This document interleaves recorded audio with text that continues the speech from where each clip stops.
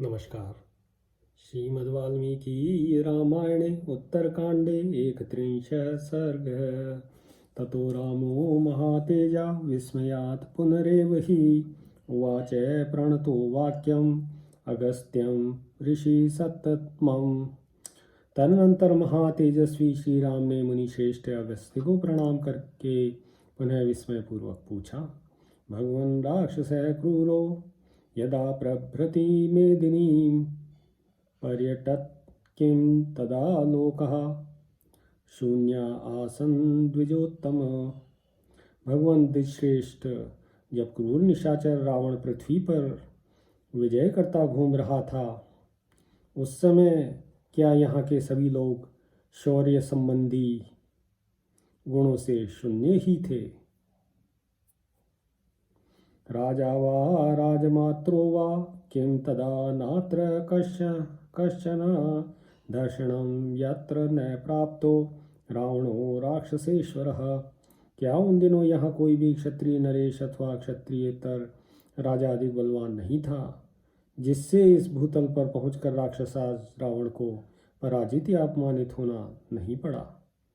उताहो हत वीर्यास्ते बभूवुः प्रतिवीक्षितः बहिष्कृता वरास्त्रश्च बहवो निर्जिता नृपः। अथवा उस समय के सभी राजा पराक्रम शून्य तथा अस्त्र ज्ञान से हीन थे, जिसके कारण उन बहुसंख्यक श्रेष्ठ नरपालों को रावण से परास्त होना पड़ा। राघवस्य वचः श्रुत्वा अगस्त्यो भगवान् ऋषिः उवाच रामं प्रहसन् पितामह इमेश्वरम। श्री रामचंद्र जी की यह बात सुनकर भगवान अगस्त्य मुनि हंस पड़े और जैसे ब्रह्मा जी महादेव जी से कोई बात कह रहे हों, उसी तरह वे श्री रामचंद्र जी से बोले, इत्येवं बाधमानस्तु पार्थिवान् पार्थिवर्षभ चचार रावणो राम पृथिवीं पृथ्वीपते। पृथ्वीनाथ भूपाल शिरोमणि श्री राम। इसी प्रकार सब राजाओं को सतातार पराजित करता हुआ रावण इस पृथ्वी पर विचरने लगा।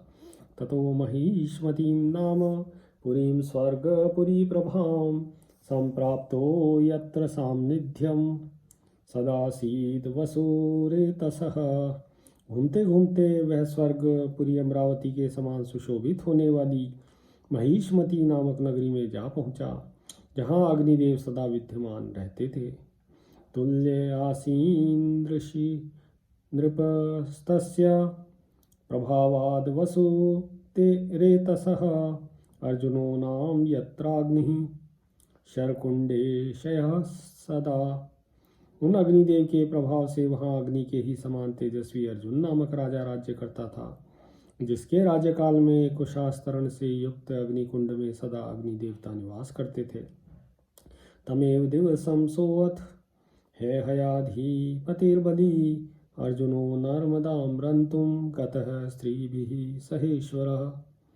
जिस दिन रावण वहां पहुंचा, उसी दिन बलवान है राजा अर्जुन स्त्रियों के साथ नर्मदा नदी में जल क्रीड़ा करने के लिए चला गया था। तमेव दिवसं सोहत रावणस्तत्र आगतः रावणो राक्षसेन्द्रस्तु तस्यामात्या न पृच्छत।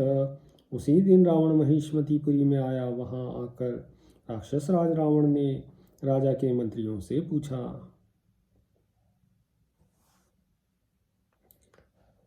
क्वार्जुनो नृपति शीघ्रं सम्यगाख्यातुम् अर्हत रावणो अहम् अनुप्राप्तो युद्धेप्सुन्द्रवरेण है।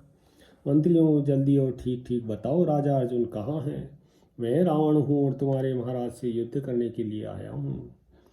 ममागमनम् अप्यग्रे युष्माभिः संनिवेद्यताम् इत्येवं रावणेनोक्ता तेयमात्यः सुविपक्षितः अब्रुवन् राक्षसपतिम् असान्निध्यं महीपतेः। तुम लोग पहले ही जानकर उन्हें मेरे आगमन की सूचना दे दो। रावण के ऐसा कहने पर राजा के विद्वान मंत्रियों ने राक्षस रोज को बताया कि हमारे महाराज इस समय राजधानी में नहीं हैं। श्रुत्वा विश्रवसः पुत्रः पौराणाम अर्जुनम गतम अपसृत्यागतो विंध्यम हिमवत्सन्निभं गिरिम।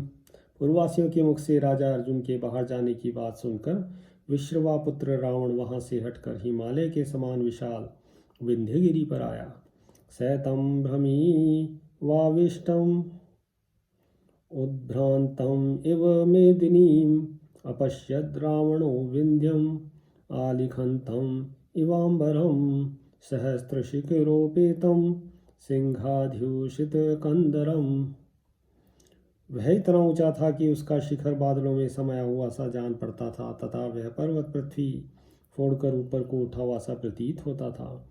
विंध्य के गगनचुंबी शिखर आकाश में रेखा खींचते से जान पड़ते थे। रावण ने उस महान शैल को देखा। वह अपने सहस्त्रों श्रृंगों से सुशोभित हो रहा था और उसकी कंदराओं में सिंह निवास करते थे। प्रपात पतित शीत साट्टहासम इवाम्बुभिः देवदानव गंधर्वः साप्सरोभिः संकिन्नरः स्वस्त्रीभिः क्रीडमानश्च स्वर्गभूतं महोच्छ्रयम्।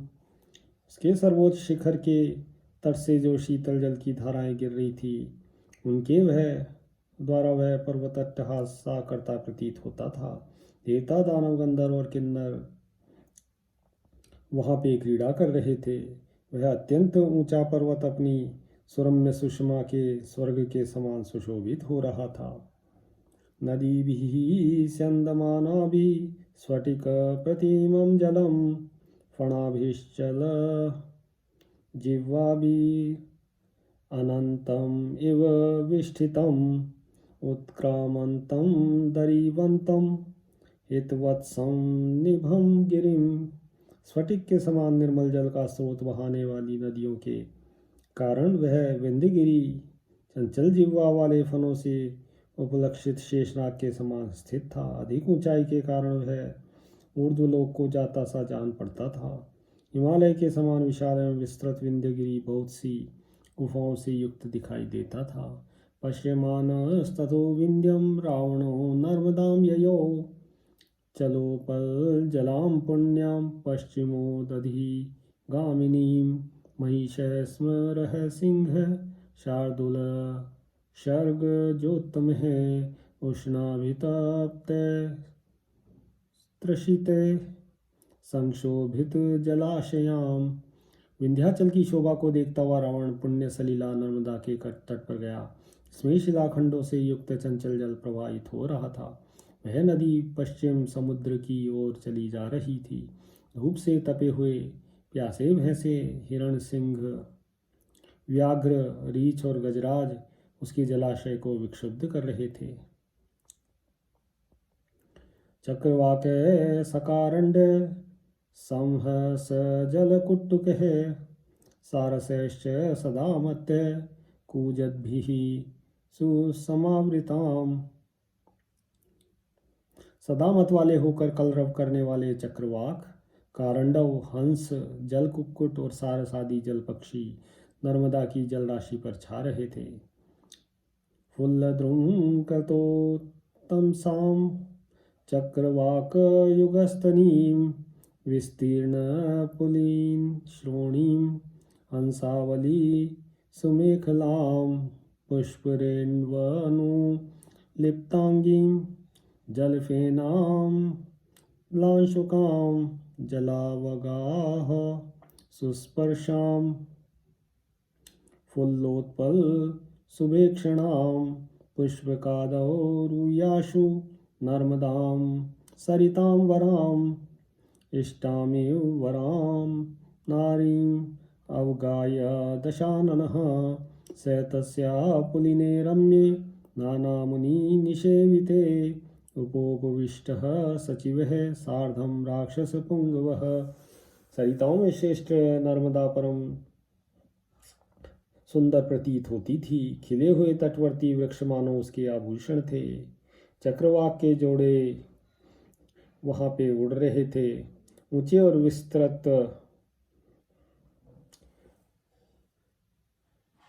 हंसों की पंक्ति मोतियों की बनी हुई मेखला के समान शोभा दे रही थी।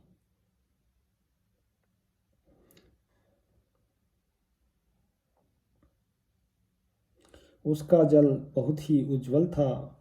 वहाँ पुष्पों के पराग शोभा पा रहे थे। हंसों की पंक्तियाँ मोतियों सी प्रतीत होती थी।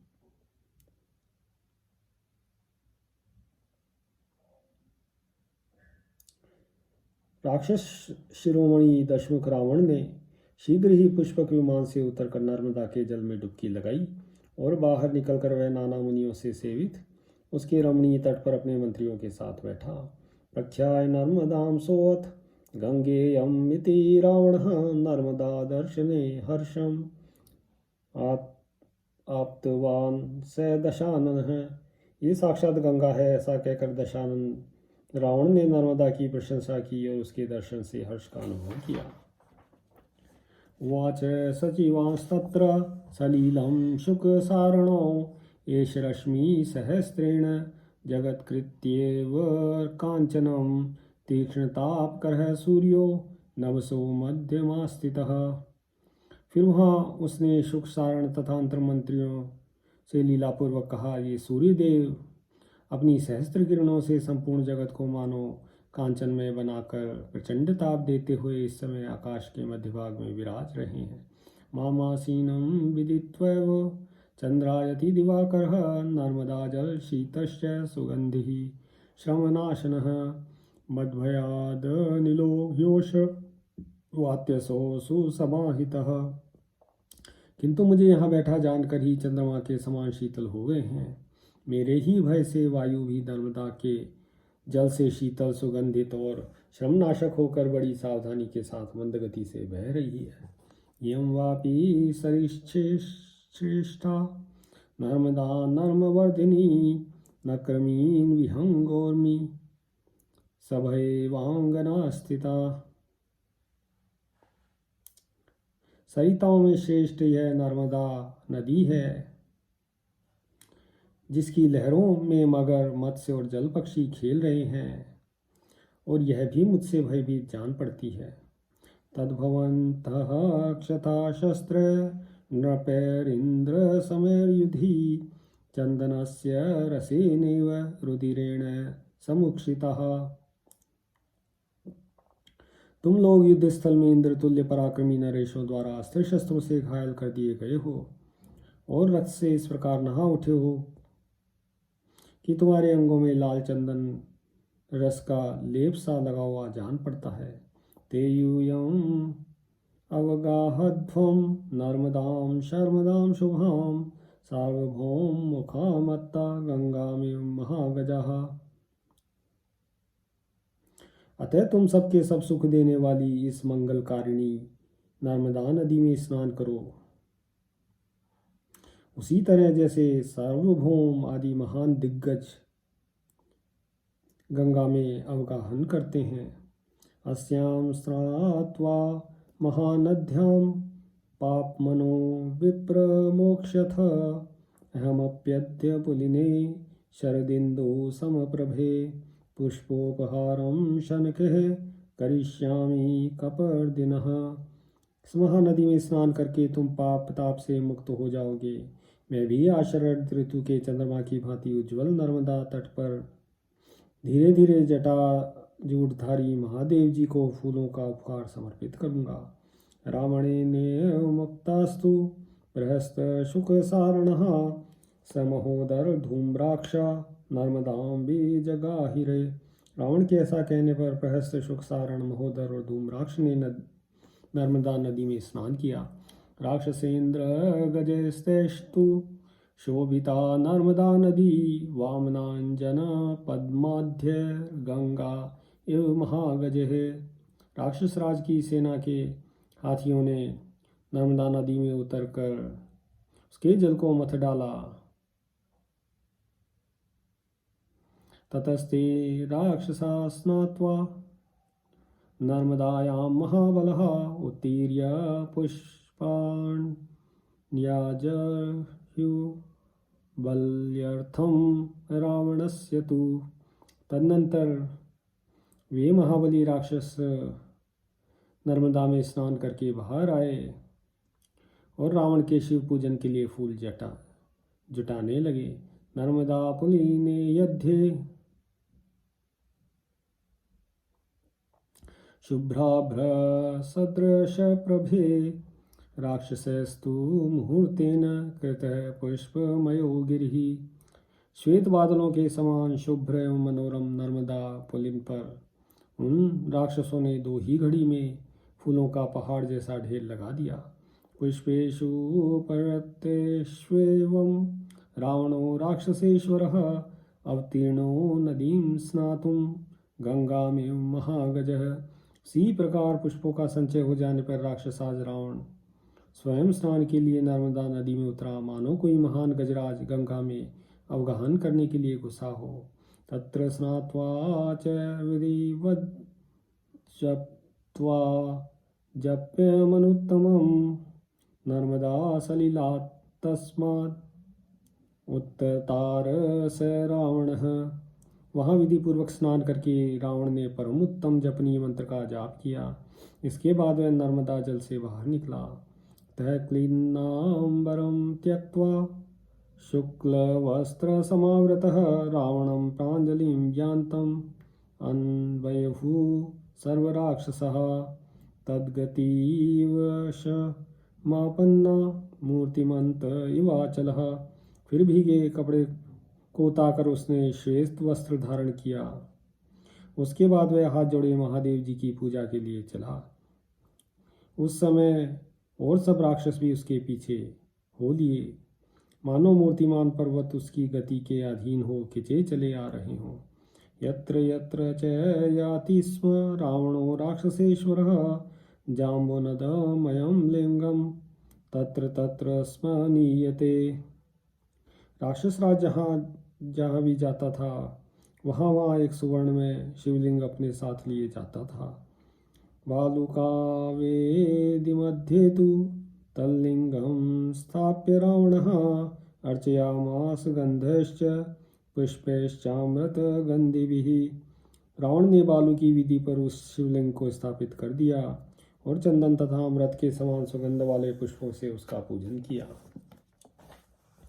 ततः समा सतामार्ति हरं परं वरं वरप्रदं चंद्रं युगभूषणं समर्चयित्वा स निशाचरो जगो प्रसार्य हस्तान् प्रणनर्त चाग्रतः। जो अपने ललाट में चंद्र किरणों को आभूषण रूप से धारण करते हैं, सत्पुरुषों की पीड़ा हर लेते हैं तथा भक्तों को मनोवांछित वर प्रदान करते हैं, उन श्रेष्ठ एवं उत्कृष्ट देवता भगवान शंकर का भली भांति पूजन करके वह निशाचर उनके सामने गाने और हाथ फैलाकर नाचने लगा। इत्यार्षे श्रीमद् रामायणे वाल्मीकिये आदिकाव्ये उत्तरकांडे 31 सर्गः। सियावर रामचंद्र पद जय शरणम्।